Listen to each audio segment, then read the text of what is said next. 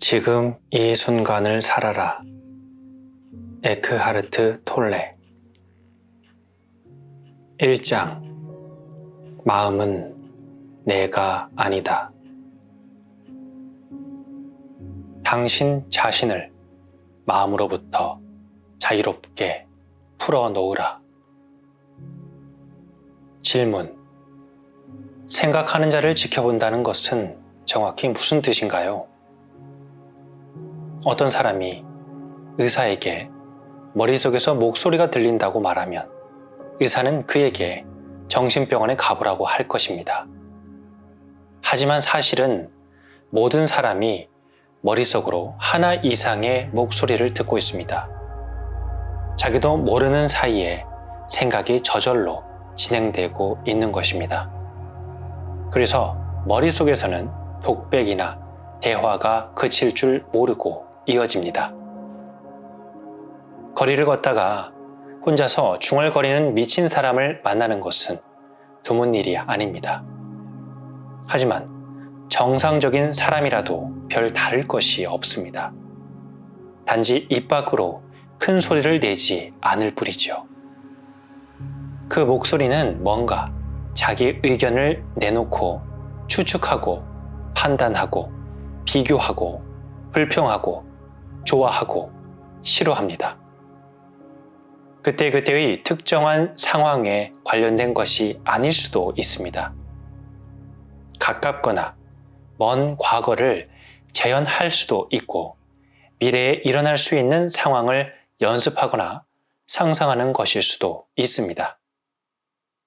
일이 잘못되는 부정적인 결과를 상상하기도 하는데 이것이 소위 근심 걱정이라는 것입니다. 때로 그 목소리는 시각 이미지나 영상을 동반하기도 합니다. 그 목소리는 가까운 장래에 관한 상황일 때조차 과거에 비추어서 그 상황을 해석합니다. 왜냐하면 그 목소리는 당신의 조건화된 마음에서 나오기 때문입니다. 마음이란 당신이 유산으로 물려받은 집단적인 문화의 소산일 뿐 아니라 당신 자신이 겪은 과거 역사의 산물이기도 합니다. 그래서 과거의 눈을 통해 현재를 보고 판단하면 완전히 왜곡된 시각을 갖게 되는 것입니다. 그 목소리야말로 당신 자신의 가장 큰 적입니다. 당신의 머릿속에는 대개 자기 자신을 끊임없이 공격하고 처벌하여 활력을 앗아가는 고문 도구가 들어 있습니다. 말할 수 없는 불행과 고통, 질병이 생겨나는 이유가 거기에 있습니다. 그러나 여기 복된 소식이 있습니다. 당신은 당신 자신을 마음으로부터 자유롭게 놓아줄 수 있습니다. 이것이야말로 유일하고도 진정한 해방입니다. 지금이라도 당장 첫 걸음을 내디딜 수 있습니다.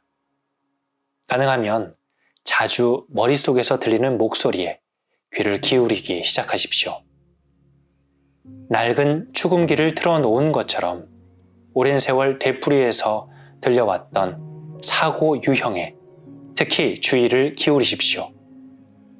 이것이 내가 생각하는 자를 지켜보라는 의미입니다. 머릿속에서 들려오는 목소리에 귀 기울이면서 그 자리에 목격자로 머물러 있어야 합니다. 그 목소리에 귀를 기울일 때는 아무런 견해도 갖지 말고 그저 듣기만 하십시오. 아무런 판단도 하지 말고 비난을 퍼붓지도 마십시오. 판단을 하거나 비난을 하면 똑같은 목소리가 뒷문을 통해 다시 들어오는 셈입니다. 목소리가 들리면 아, 목소리가 들리는구나 하고 알아차리기만 할 뿐 거기에 끼어들지 않고 여기에 남아 그저 지켜보기만 하는 것입니다. 이것이 생생하게 깨어있는 것이고 이것이 자기 자신의 현존을 느끼는 것입니다. 이것은 생각이 아니며 마음을 초월하여 일어나는 현상입니다.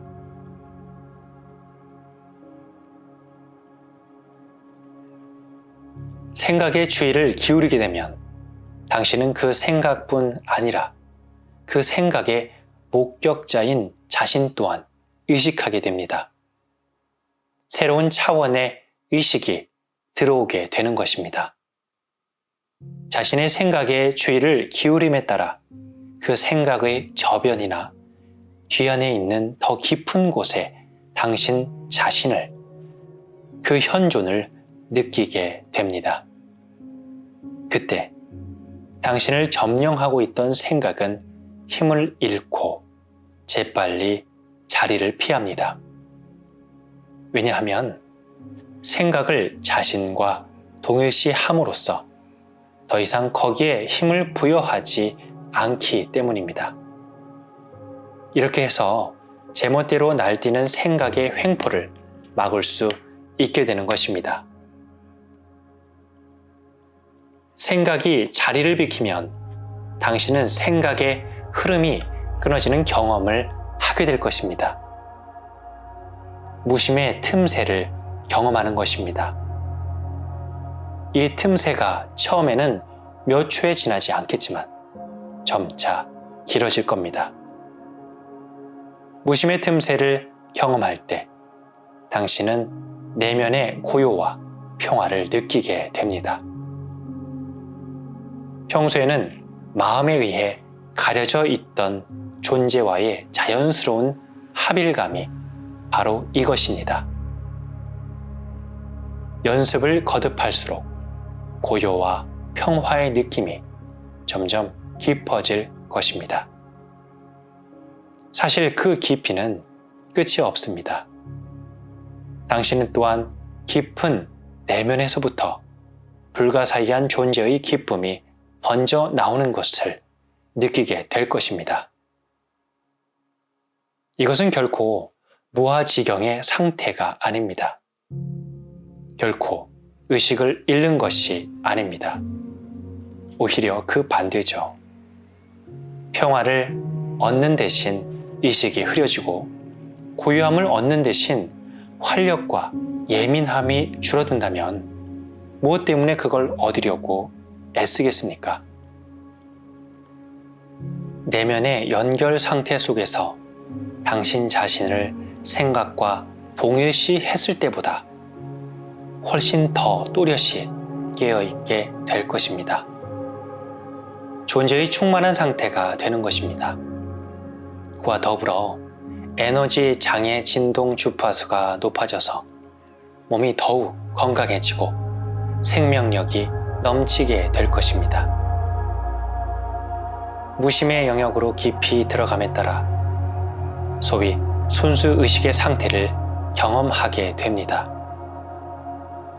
그 상태에서는 현존하는 느낌이 너무나 강렬하고 매혹적이어서 모든 생각과 감정, 육체뿐만 아니라 외부 세상 전체가 상대적으로 무의미해집니다.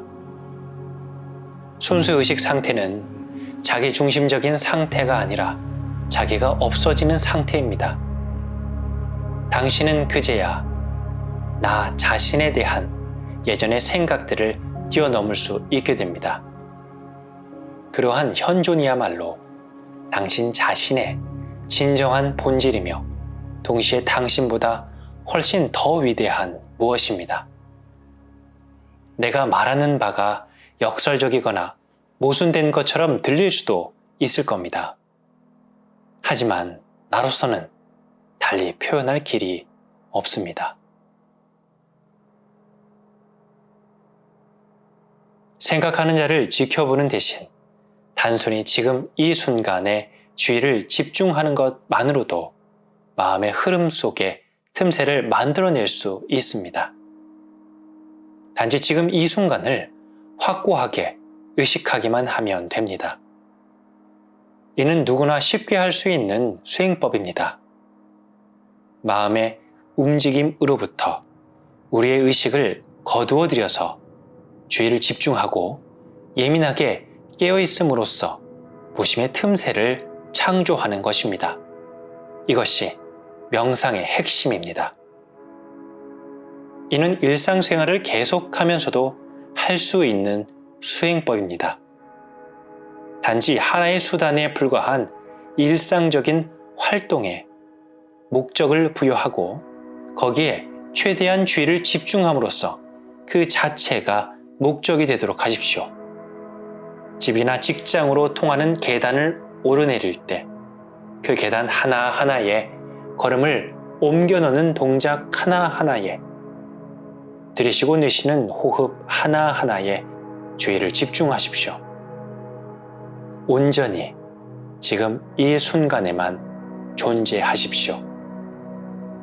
손을 씻을 때에도 거기에 수반되는 모든 감각에 주의를 기울여 보십시오. 물이 흐르는 소리와 물이 닿는 느낌, 손의 움직임, 비누의 향기 등을 놓치지 마십시오. 자동차를 탈 때에도 문을 닫은 후 잠시 모든 동작을 멈추고 호흡의 흐름을 지켜보십시오. 고요하지만 강렬한 현존의 감각을 느껴보십시오. 그렇다면 이러한 수행이 얼마나 성공적이었는지에 대해서 어떻게 알 수 있을까요? 당신이 어느 정도로 내면의 평화를 느끼는지가 그 기준이 될 수 있을 것입니다. 깨달음을 향한 여정에서 가장 중요한 단계는 마음을 자기 자신과 동일시하지 않는 법을 배우는 것입니다. 마음의 흐름 속에서 어떤 틈새를 만들 때마다 의식의 빛은 점점 더 밝아집니다. 그러던 어느 날 마치 아이의 재롱을 보면서 미소 짓듯이 머릿속에서 들려오는 목소리를 향해 미소를 보내고 있는 자신을 발견할지도 모릅니다. 더 이상 마음에 의존하지 않게 됨으로써 마음이 지어내는 내용물을 심각하지 않게 받아들일 수 있게 되는 것입니다.